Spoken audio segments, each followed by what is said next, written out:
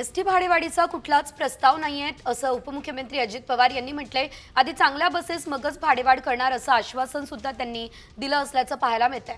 महायुतीचे तिन्ही नेते बसून भाडेवाढीबाबत निर्णय घेणार आहे ही माहिती त्यांनी दिली आहे। तर आपण पाहतोय आधी चांगल्या एसटी आणि नंतरच भाडेवाढ केली जाणार असल्याचं सध्या सांगितलं जात आहे।